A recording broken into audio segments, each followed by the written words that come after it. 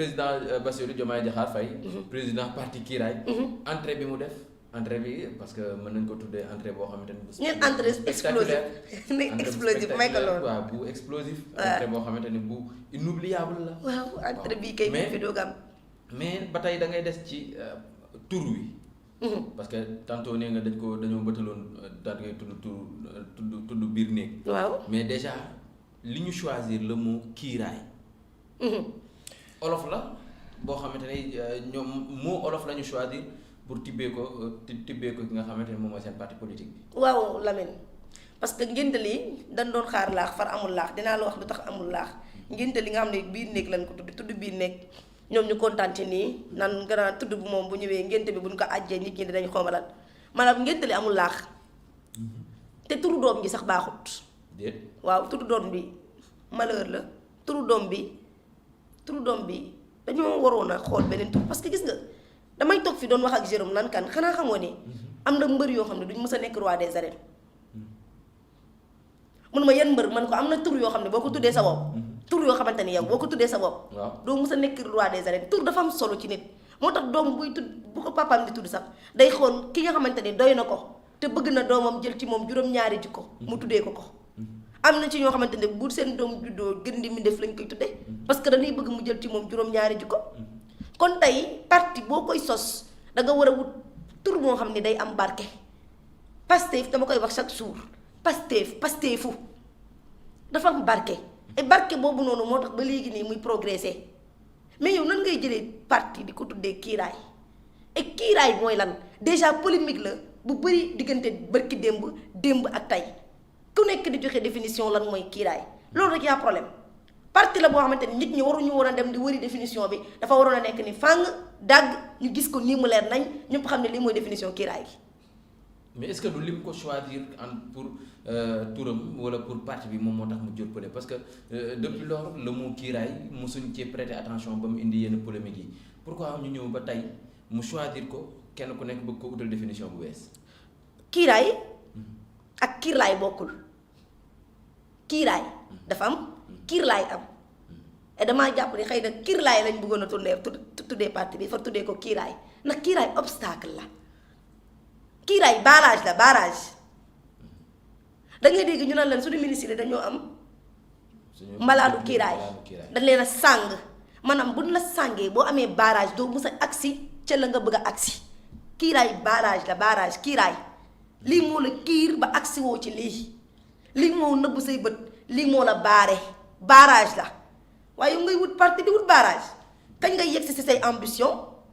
kañ ngay yegsi si say objectif kiiraay barrage la da ngay dégg ñu naan lan kii de dafa malaanu kiiraay pour ñu yóbbu ko ci justice foog ñu lever malaanu kiiraay bi maanaam foog ñu lever barrage bi barrage bi. boo seetloo foofu noonu kiiraay protection lay signifier. déedéet kiirlaay mooy protection kiiraay barrage la il va falloir que ñu faire la part des choses kiirlaay ak kiiraay bokkul kiiraay barrage la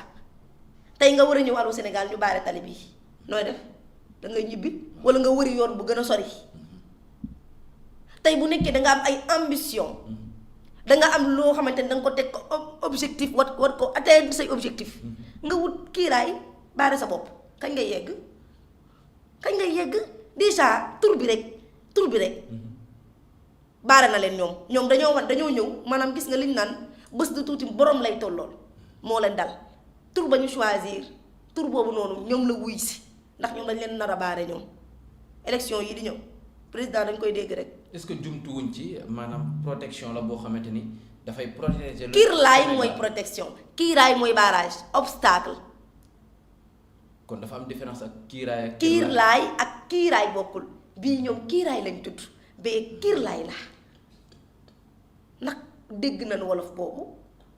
kiiraay bi mu tudd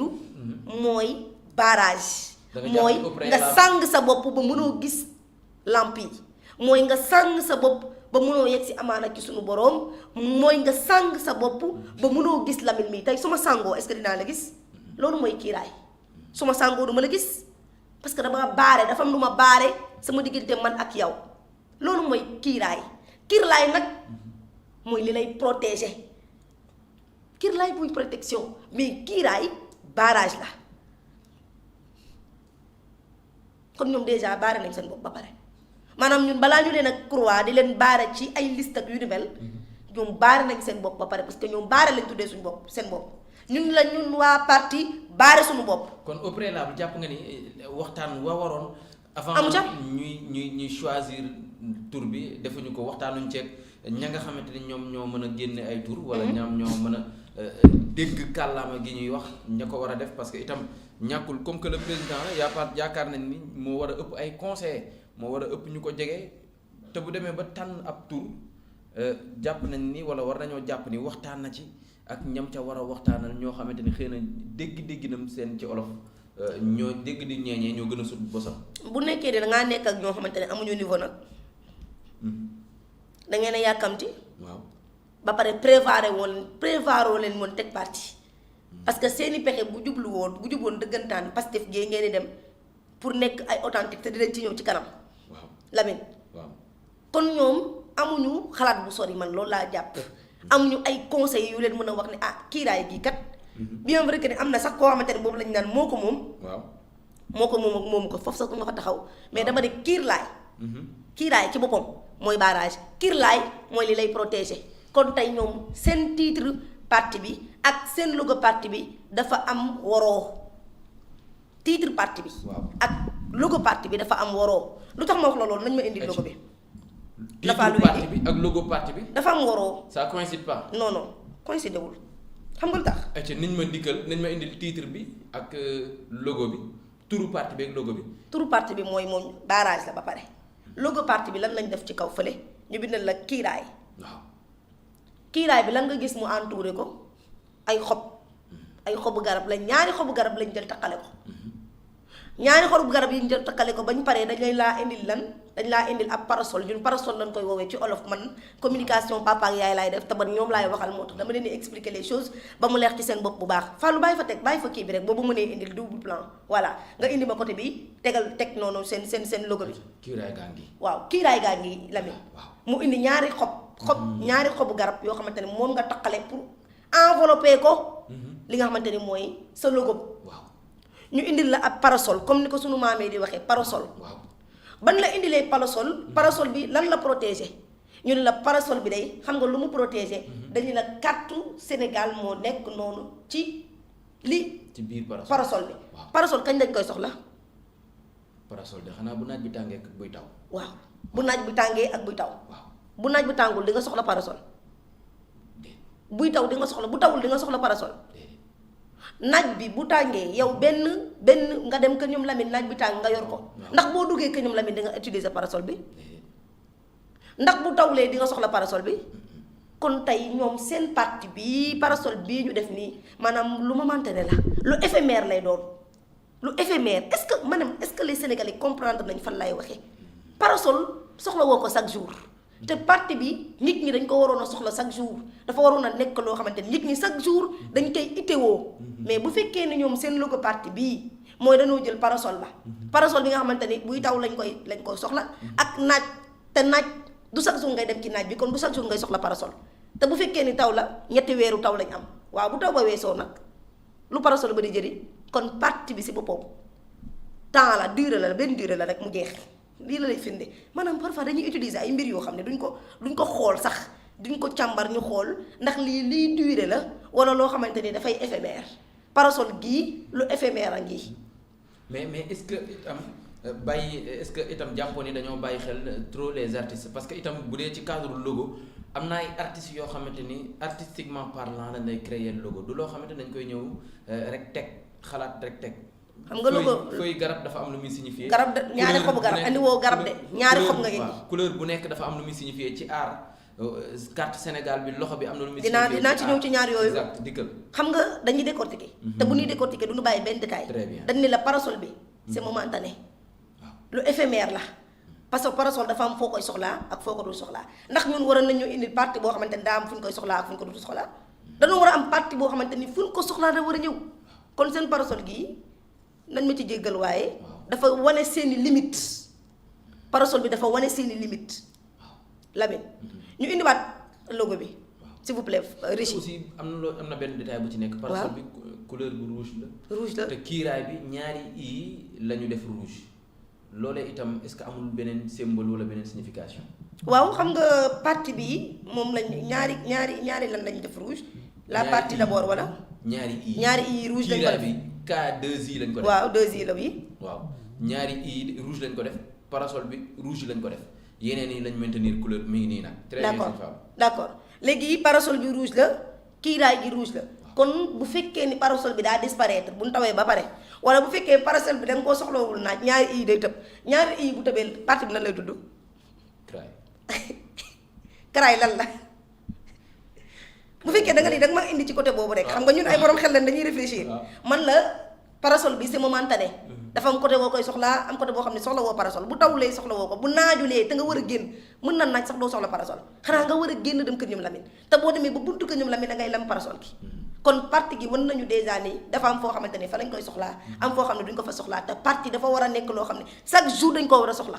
kon ñoom wan nañu ni am na foo xam ne boo leen fa tollee maanaam boo leen nekkee ci ker loolu ñu soxla bu tawul loolu ñu soxla te ñun dañ leen war a soxla à tout moment rawatina mu nekk parti boo xamante ni président de la république moo ko teg mu nekk une première ñu gis président de la république bu yéeg ba nekk président de la république doo ko créer parti une première la ñëpp bind c'est la première fois encore nga ni ma kiirlaay bi ñaari i rouge la man la kon bu fekkee ni tawul ñaari i yi day ànd ak parasol ba comme kay ñoom ñaar ñoo marié couleur dañ te bu dañee parti bi nan lay tudd nga ni ma karaay mooy lan waaw de boo xoolee anglais moom bu dul orthographe bi boo déggee craay rek da nga naan mooy jooy de. mooy jooy de maanaam ay jooy kese la ñuy mujjee jooy képp la ñuy mujjee Lamine jooy képp la parti bi di mujjee maanaam est-ce que ñoom jël nañ seen temps xool li ñu def maanaam seen logo bi est-ce que toog jël nañ seen temps xool logo bi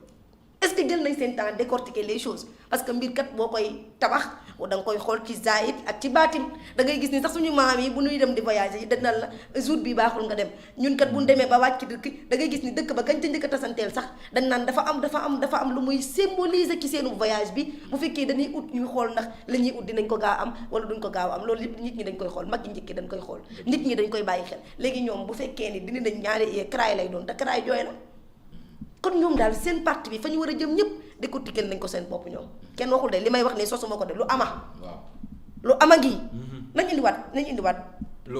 indiwaat logo bi paree koo ca déet pareegu ma ca waaw man andiwaat logo bi Lamine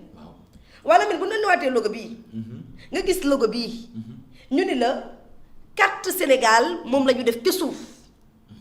du carte Sénégal a nekk na la ci suuf waaw kon ñii wax nañ la ni la fa Ousmane Sonko nekk ak ñoom fa ñu nekk bokkul xam nga lu tax Ousmane Sonko dani la man damay xeex ngir Afrique gis sa bopp ngir Afrique gis seen bopp ci réew mi ndax am nañu gaz am nañu pétrole am nañu zircon am nañu kérosène am na ci ay ressources naturelles yoo xamante ni sunu borom moo ko baaxee Afrique et les Africains tubaab yi dañ leen doon dundee 5 siècles ñu leen doon dundee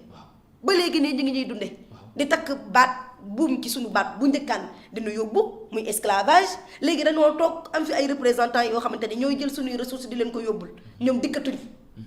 léegi nag Ousmane Sonko jóg ni la xeexuma pour Sénégal rek gis boppam mais damay xeex pour Afrique gis boppam ñu dem taxaw ci fii Sénégal Ousmane Sonko ni leen ñun pourquoi pas ñun pays africains yenn ñi nangu ñu créer suñu propre monnaie du ci doxal suñu bopp su ko defee ñuy échanger ci suñu biir parce que franc CFA ba ñuy utiliser moom tubaab bi la jox décret bi sax utiliser wu ko lan moo tax nga defar lu baax ba pare joxe ko yow utiliser wu ko c'est parce que la nga joxe baaxul léegi ñoom ñu indi logo Sénégal ñoom ñu ngi lay wan ni seen expérience Sénégal la yam seen xel si développé Sénégal la yam kon ñii tey bu fekkoon dañuy génn di leen jox beneen poste de responsabilité ci biti comme secrétaire général boo nii comme nga nekk président CEDEAO wala nga nekk leneen amoo compétence bi parce que yow sa compétence Sénégal la yam moo tax nga def Sénégal gii ñun la Sénégal sax ñun la Sénégal gi loxo bi nekk ci biir Sénégal téye parapluie bi maanaam loxo bi moo téye lii di parasol gi moo téye Sénégal loxo bi moo téye Sénégal ñu ne ban loxo la ñu ne la loxo gauche la loxo gauche moom loo ci def baaxul bañ na ko ba dañ la tokkee la doo ko lekkee doo ko naanee kuy utiliser sax di togg loxo gauche ñun la dindil loxo gauche sa di xoolal. waaw moo téye parapluie bi de. kon ki téye suñu Sénégal gi kon ay loxo bi mu ko téye baaxul kon loxo bi baaxul li loxo gauche bii. est-ce que du loxo gauche bi da cee téye parapluie loxo droite bi mu ciy liggéey. mu yow loxo droite bi doon la ci li moom nee na la lii mooy symbole am lii moo symboliser parti bi. lii mooy ndëgër laay ak cëslaayu parti bi waa ndëgër laay ak cëslaayu parti lu toll ni parti présidentiel président de la république teg parti. ñu ne nu mu téyee parti bi ñun ne benn loxo la ko téye de ban loxo ti ko téye loxo gauche la ko téye loxo gauche da nga cee mën a téye lu baax ba dina ko ba dina doo ko lekkee doo ko naanee lu tax ñu tere la ko nuyoo sax dañ ne la bu ko nuyoowee lu tax ñu tere la ko waaw mi ngi noonu léegi nag kon loxo bii ko téyewee kon loxo bi wóorul kon loxo bi wóorul tur bi baaxul tur bi baaxul symbole bi lu éphémère la beneen bi si des carte Sénégal ñoom seen expérience kon Sénégal la yam beneen ba ca des ka téye loxo ba téye Sénégal loxo gauche la ko téewee kon nag tey seen dara dëgërut kon Lamine nga ñëw tegalaat ma si ni la ñaari i bu tubee day nekk CRAI kon ñoom ci CRAI la ñuy mujj jël Lamine ayca yaa pare nga ci logo bi déet pare ko ma ca ñu des ci seen slogan bi nañ indi slogan bi dikkaatal ma ci logo bi nañ indi slogan bi nan la seen slogan tudd patriote républicain patriote républicain kan moo nekk ci photo bi damay fàllewee ne image bi président Bassirou de moo ca ne moom waaw na fàllu indi image complet bi ma ne les patriotes républicains fii Bassirou nekk waaw na ma fàllu indi boobu fi mu defee nii loxo yi waaw mi ngi nii image baa ngi waaw lii du messianisme bi ñuy bañ parti bi est-ce que benn nit lii tamit suñu méditation la kuy méditer mais moom moo doon wax ni bëggul tout le temps ñuy jiital benn nit tey moom la ñu jiital ci lii comme kay moom yii sax man duma ci taxaw mais xam nga ci li may gën a taxaw lan la ko tuddee lan mooy patriote républicain lan mooy patriote déjà patriote xam nga Pastef ba mu ñëwee fii la ko fekk soo demee si la Larousse soo demee si yeneen dictionnaire yi da nga fay fekk patriote mais kan moo may sens parce que parfois moo mën na am mais nit ñi mënees nañ ko banaliser wala bu ñu koy utiliser ci beneen terme mais kan moo définir patriote Ousmane Sonko moo définir lan mooy patriote ñu ne Ousmane Sonko nan la définir patriote mun la quelqu'un qui sait défendre son peuple muy ki nga xamante ni dafa capable défendre peuple am défendre peuple am ci lan lépp luy intérêt peuple am mu fexee ba peuple am gis-gis boppam waaw bu nekkee da nga ne yow patriote nga te nee nañ patriote mooy ki nga mën a défendre sa peuple te yow li nga xamante ni mooy suñuy intérêt peuple sa benn ministre bu ñuy woowee Serigne Gueye Diop toog na ci télé ñëpp di ko dégg man mi teg naa fii vidéo bi bu ma ko yàkkamtiwul woon dama koy wër Serigne Gueye Diop daan nañ ca ICS googee ñu ni ko ndax dañ koo nar a nationaliser moomal ko suñu bopp mu ni jëluñu intention nationaliser ko waaye dinañ ko renégocier ñu ni ko renégociation bi nan lay demee ñun bu njëkkaan 15% lañ doon am mun la dinañ ko renégocier ba am 30% ba pare kontaan te ñun ñoo moom suñu yëf de ñu ne dinañ ñun 15% lañ amoon ñu ne dañ koy renégocier ñoom ñu ne ñaata lañ koy renégocier nit ñi di xaar ay 70% ñii di xaar ay 80% mënuñu 30% maanaam ñun ñu moom suñu yëf am 30 ka ñëw tubaab ba moom ñëw jël suñu 70% yóbbu est-ce que mën nga défendre sa peuple est-ce que mën nga ko suñu phosphate bii ñu jël di ko jaay lan la Maroc wax ba fa suñ ko demee ci temps match Coupe d'Afrique ba dañ ko seen phosphate bii bu ma ko amoon man Maroc passé naa fii ndax man phosphate bokk na ci li développé sama réew ndax dama ciy am engrais te Sénégal ñaata milliards lay jël di ko jënd jee engrais bu ñu waree bay ñaata milliards ndax bu ñu transformé woon suñu phosphate bii ndax daañu jënd ji déedéet duñ jënd ji daañu ci jël jëriñ ci suñu réew ba jaay ca kon tey yow bu fekkee da nga ne yow patriote nga te lépp luy sa intérêt réew da nga ko bëgg a jël jébbal ko tubaab bi non loolu mënoo défendre sa réew parce que patriote mooy ki capable défendre réewam défendre sa réew nag dafa bëri façon mën nga défendre sa réew ci ay information yu juste et vrai mën nga défendre sa réew ci dem ci débat plateau yi ci télé yi joxe ay explication mën nga défendre sa réew ci sa réew bu bëggee di bëgg cotiser nga génn sa alal nga def ci mën nga défendre ci réew ci tali bi mën nga défendre sa réew ci justice bi mën nga défendre sa réew ci gouvernement bi kenn ku ci nekk mën nga défendre sa réew ci na nga koy défendre ba am na ci ñoo xamante ne sax nu ñuy défendre seen réew mooy yor seen kurus di ñaanal réew mi kenn ku ci nekk yaa nga xool nooy défendre sa réew loolu mooy patriote mais défendre sa réew du jël li nga xamante ni mooy say matière yi nga xamante ni yàlla suñu borom moo la ko jox nga jël ko jébbal ko keneen loolu défendre sa réew loolu jaay sa réew la kon patriote ci li nga xamante ni mooy Pastef nga ko jëlee. républicain rek nga ci to lan mooy république ñun la de. waaw c'est nous patriote républicain nga ci boole pour wax la ni la Lamine. waaw Bassirou Diomaye Diakhar Faye chef de parti ba léegi mënut a fàtte Pastef. mënut a fàtte Pastef Pastef foo ko jur. mënut a fàtte Pastef xam nga parfois nga nekk ci sëy nga jóge fa doo doyal gis naa ci koo xamante ni sëy ba tas na bu yàgg bu xëyee way ñu ni ko tee ngaa dellu parce que tey soo gisee bu taxaw parce que dafa am ñu ni waaw li ma gis mooy dafa bëgg a wax ni Pastef moo ko battil ci ay meem kon moom moo yor Pastef authentique si loolu mën na am mën nañ ko angle boobu ñu ko jëlee ñenn ñu dama dàq seen wax mais dama ne mënul fàtte maanaam mënul faire le deuil ci Pastef boobu jógee fàttewul Pastef mu nekkee jëkkër ak jabar la dañ la moom day doyalul ci jabar ji ñu la moom day doyalul ci sëy bi wala ñu la moom day doyalul ci jëkkër ji moom doyalul biir Pastef dafa amul lu ko gënal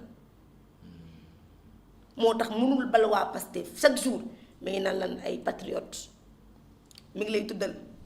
souveraineté et lan mooy souveraineté souveraineté mooy moom sa bopp est-ce que ñun moom nañ suñu bopp te yow da nga ni yow da ngay xeex souveraineté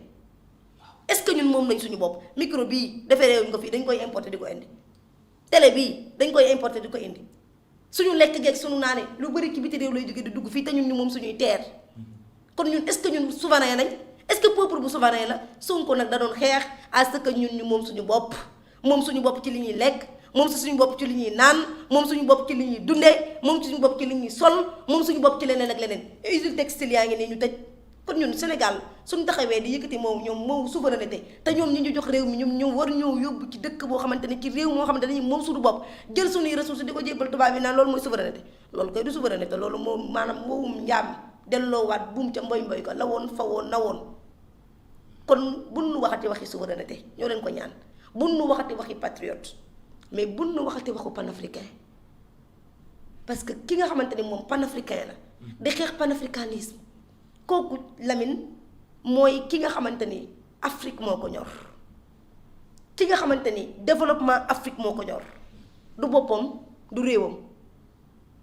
ki nga xamante ni danañ taxaw ni africains yi ñëw leen ñu def parti jàppal ñu jàpp jug leen ñu xeex système France africaine bi nga xamante ni moo fi dugal ay texam te système France africaine boobu noonu toogatul naan day ñëwal boppam mais dafa am ay nit yoo xamante ne ay nit yu ñuul lay doon da leen a yónni ci réew mi pour ñu ñëw dox fi ay mission moo tax ba ñu jëlee réew mi 3 mois après Antoine Glasgow ni la y aura pas de changement majeur Sonko ni ko li nga wax du dëgg tey Antoine Glasgow am na dëgg ci kaw Sonko parce que Sonko bi taxawoon ni ko li ngay wax du dëgg dinañ moom suñu bopp dinañ développer suñu bopp soxlawuñu FMI soxlawuñu banque mondiale tey jii nii ñuy waaj a demaat di renégocier waat ak ay FMI di waaj ñu naan dañuy restructurer suñu dette bi waaw am déet kon boobu nekkatuñu ay panafricain li ma jàppee ni moom la ñu nekk mooy des africains yoo xamante ne dañoo am masque blanc sur Lamine kon buñ fi wootee parce que xamuñu lan mooy panafricanisme xamuñu ñoom lan lañ doon combattre ñooñu ay révolutionnaire lañ ay lan mooy révolution mooy dangay xañ sa bopp pour suba sa njaboot mën a nekk ci condition yu optimale Mao ba mu xeexee ci Chine est-ce que dafa fekkee neexu Chine fekkewu ko Nelson Mandela révolutionnaire la da doon ko xeex Mamadou Dia révolutionnaire la woon tey plan Mamadou Dia bu doxoon tey Sénégal dina weesu fii bu yàgg mais kan moo détruire Mamadou Dia tubaab bi système France africaine bi moo nekk ci ginnaaw Senghor di ko buux ñu jiñ ko crime boo xamante ni 30 ans après lañ génn ni yoonam newu ca jiñ ko coup d'état boo xamante ni 30 ans après lañ génn ni loolu taxewu ci laalewu ci et kon donc dañ koo tooñ xañ ko ak yelleefam tëj ko si ko say kon est-ce que bu ñu ko bàyyi woon projet boobu déroulé wu kon Sénégal est-ce que dina toll fii kenn di dem ci ay Diomaye président naan la parce que awma paasu màggal déedéet. mais ci yaa ngi ci logo bi yaa ngi ci tur beeg yooyu noonu mais ci slogan bi aussi. slogan bi ñu ngi naan la patrie d'abord. oui la patrie d'abord ba tey fàttewul Pastef ba tey mënul fàtte Pastef parce que la mu bëggoon Pastef da koo amut est-ce que du projet bi moom la téye wala moom la yaakaar ne mi ngi Pastef ba léegi moo tax. xam nga moom lan la bëgg a wan Sénégalais yi. Pastef authentique baa ngi nii. voilà loolu la bëgg a wan des Sénégalais de. voilà Pastef authentique baa ngi nii alors que ni Pastef authentique sans Ousmane Sonko du Pastef authentique. Pastef sans kii di Birame Souleye Diop du Pastef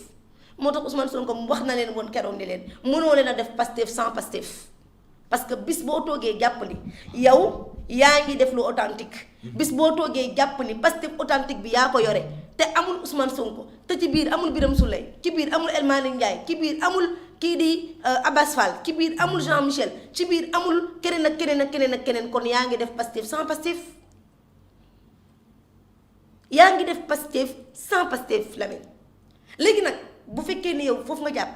mooy sa xel soriwul comme ni nga tànnee sa logo comme ni nga tànnee sa titre comme ni nga indiwaatee naan la patrie d'abord parce que lan mooy la patrie d'abord réew mi avant tout